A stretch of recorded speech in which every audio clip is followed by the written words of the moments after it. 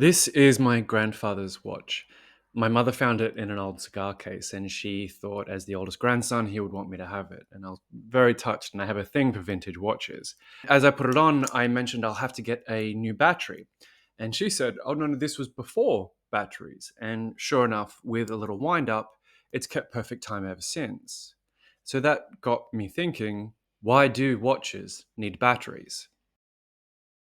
The obvious answer is people would forget to wind their watches, and this was enough of an impetus to design batteries for watches, solving the problem of fully automatic, you'll never have to wind your watch again. It was a basic innovation which became popular, and now all modern watches take batteries. But a battery doesn't solve the problem of powering a watch. It solves an itch of inconvenience. You simply replace a free and simple method with a DLC that you have to pay for. This watch, which is over 70 years old, is of a more perfect design. It is literally timeless. It can always function independently, where modern watches had been engineered poorly to accommodate the innovation of batteries, a design feature that benefits no one except for people who maintain watches. So, this got me thinking about modern innovation and the value that it claims to provide, like crypto, like EVs, and of course, AI. AI is the hot new DLC no business is going to be able to survive without. But is this really true? And what problem does AI actually solve? To answer this, we need to wind back the clock to around the mid 2000s and observe the corporate fascination with data.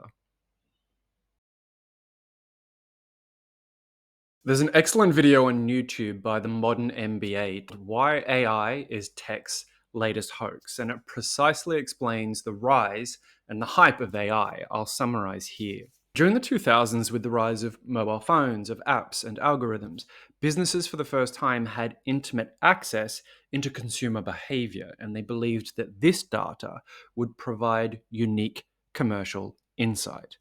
So, naturally, over time, more apps, more phones, more algorithms, more data, more insights, which gave rise to the birth of big data, the most algorithms, the most data capture, the most best insights.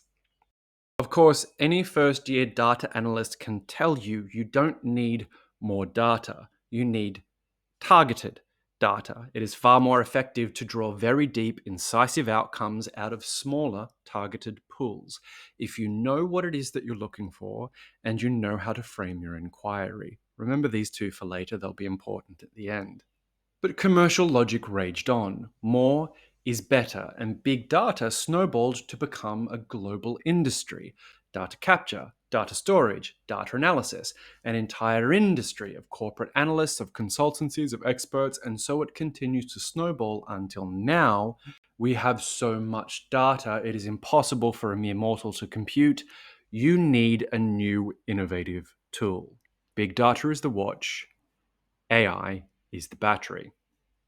Of course, when you design watches around batteries, everything seems to work so smoothly, and this explains the current AI honeymoon. All of the consultancies corporate were paying for are now redundant. This is the proof. AI saves us so much time and money. It is the future, adapt or die. What corporate folk fail to compute is that AI is a solution for a problem they've invented for themselves, and that is the myth that big data is effective and provides any kind of insight. They never needed the teams of analysts, they never needed consultancies. You don't need a battery in your watch.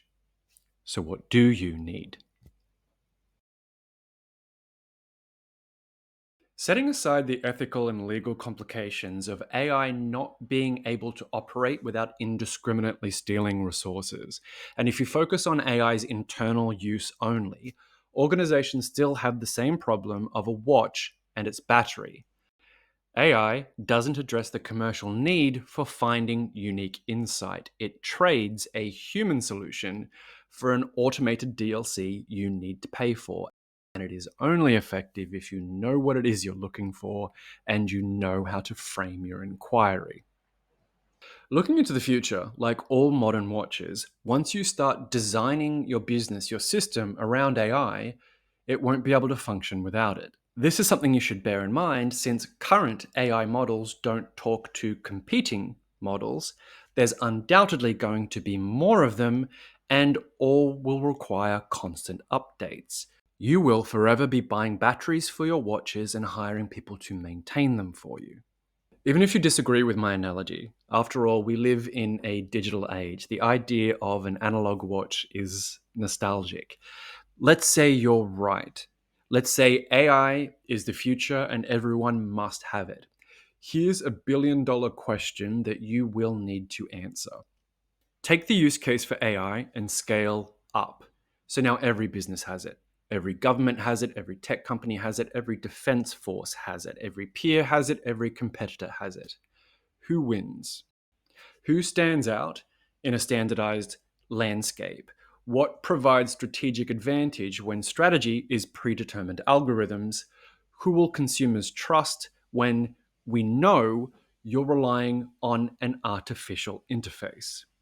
These are core analog problems, none of which AI solve, but think differently around these problems and you have a $1 billion advantage.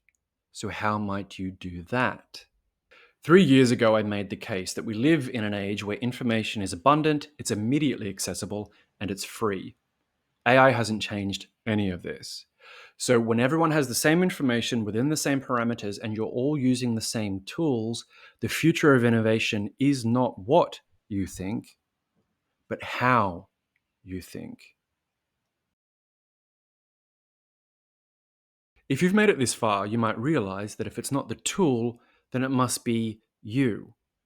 How can you think differently about the information that you have to find these $1 billion insights? In my upcoming book, Why Smart People Aren't Creative, I explain this $1 billion gap between ideas and insight and innovation, how this reliance on smart tools leads many organizations to become conned by the promises of AI, just like FTX and crypto. One trait that AI models cannot mimic is your potential for abstract thinking. And I've designed a short course that demonstrates how you can use this creative skill to draw unique insight out of any project. Now, this isn't a sales pitch. I'm offering the course for free.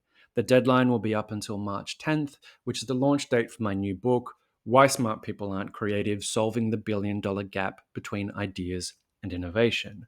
I'll put the links in the comments below. Try it for yourself and decide if you'd like to think differently.